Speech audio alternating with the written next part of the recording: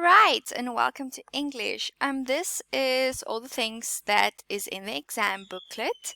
I just put some videos there so that you can go watch on YouTube what these different things are. So I made a video on nouns, which is also part of a part of speech. So I did make a video about that, so just go check that out as well. I will put this document on this word. I will put this document on the Google calendar as well. So these are all on the Google calendar, these links, so just go check them out. Okay, verbs, you know what those are, the working verbs in the sentence. Adverbs describe the verb, and we have adjectives that describe the nouns. There's some lessons about nouns. There's some exercises you can do on this website, so just go check it out. Figures of speech, so that is how something is said, like to make the sentence a little bit more flamboyant, I would say. So we have similes. Similes are is a literary term where you use like or as to compare two different things and show a common quality between them. A simile is different from a simple comparison in that it usually compares to unrelated things. For example, she looks like you is a comparison, but not a simile. On the other hand, she smiles like the sun is a simile, and it compares a woman with something of a different kind of sun. So there is a nice little video here. It's so funny. It's a whole song about similes, so just go check it out. Very popular song. Next we have the metaphor. Now, here's an example of a metaphor. It's like, God is a DJ, life is a dance floor, love is a rhythm. I don't think I have the right song for that. But anyway, God is a DJ is the metaphor, because God is not, if you believe in God, God is not really a DJ that we know of, right? Love is definitely not a rhythm, and life is definitely not a dance floor. So these are all metaphors. Now, the differences between a simile and a metaphor is the simile has the like, and the metaphor is just say life is something. It is definitely that. So a metaphor is a common figure of speech that make a comparison by directly relating one thing to the other unrelated thing. Unlike similes, metaphors do not use the words such as like or as to make comparisons. The writer and speaker relates the two unrelated things that are not actually the same, and the audience understand that is a comparison and not a literal equation. A lot of common expressions are metaphors, and this includes phrases like heart of gold, or calling someone a rat or a snake or a pig or a shark. And these figurative expressions are also widespread that we rarely stop to think about them, but unless you literally think that someone has gills and fins, you're using a metaphor when you call that person a shark. Alright, the next up is Onomatopoeia. Now, this is the very song of What Did the Fox Say? So onomatopoeia is the words that sound like the sound it makes. So like boom, pow, whoosh, wham. All of these words are onomatopoeias, or words that sound like what they describe. Right, alliteration. Remember I said the double L? Remember the double L? So that is things with the same start, like Peter Piper picked a peck of pickled peppers. I can never say that. In alliteration, words that begin with the same sound are placed close together. Although alliteration often involves repetition of letters, most importantly, it's a repetition of sounds. Okay. Assonance.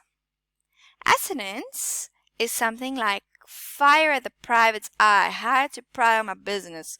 This is an Eminem song, so I think rappers use this a lot for sure. Assonance. So this is also a repetition of the similar or same or similar vowel sounds with words, phrases, or sentences. So so it's like similar. It's not exactly the same, but it's similar sounding ones. Personification. So this is the video of Beauty and the Beast. So personification, that's a very good example, because they have talking candlesticks and talking teapots, which teapots don't really talk. But a personification is a kind of metaphor in which you describe an inanimate object, abstract thing, or non-human animal in human terms. Okay, irony. So irony is, for instance, in Disney's Aladdin, Aladdin wishes for riches and power so that he can earn the right to marry Princess Jasmine. But thanks to the genie's magic, he gets all the wealth he could ask for and parades through the streets as a prince. But, ironically, this makes him unattractive to the princess, and he finds himself further away from his goal than when he was a poor beggar. In this case, it's contrast between Aladdin's expectations and the results, which are ironic. So irony is when there are two contradicting meanings of the same situation, event or the image or the sentence or the phrase or a story. In many cases, this refers to the difference between expectations and reality. Puns. Now, puns, parents are very good at puns, especially dads, and you have two of that, so you must live in a puntopia. There's a pun for you right there. So, example of a pun, my mother loves to use the pun of poop. She just thinks it's the funniest thing in the world in Afrikaans, and we just expect her to use those puns all the time. So, episodes of CSI. Miami frequently open with Detective Caruso making a pun about a case at hand. For example, in one episode, the murder victim is an ex-Marine who has died from electrocution. Caruso quips, "I guess he has been discharged." Now you know when a Marine is fired, they call it discharge. So that's very punny. A pun is a joke based on the interplay of homophones, words with the same pronunciation but different meanings. So, sarcasm. Sarcasm, here's an example. "Oh, just get a job? Yeah, why don't I just strap on my job helmet and squeeze down into the job cannon and fire off into jobland where jobs grow on joeys?" And this is from Charlie, It's Always Sunny in Philadelphia. So sarcasm is a form of verbal irony that mocks or ridicules or expresses contempt. It's really more a tone of voice than the rhetorical device. So if you just read this, it wouldn't be so funny as you actually hear somebody saying it. Next we have euphemisms. Now, this is a song by the Blue Man Group, and it's a song which collects numerous euphemisms for a person's rear end or butt. So that's very funny. So euphemisms are polite, mild phrases which substitute unpleasant ways of saying something sad or uncomfortable. This could also be something, if you want to say like somebody has died, you would say, "Oh, they kick the bucket," for instance. I don't know if there is lots of many ways more to say that somebody has died, but a euphemism is exactly that.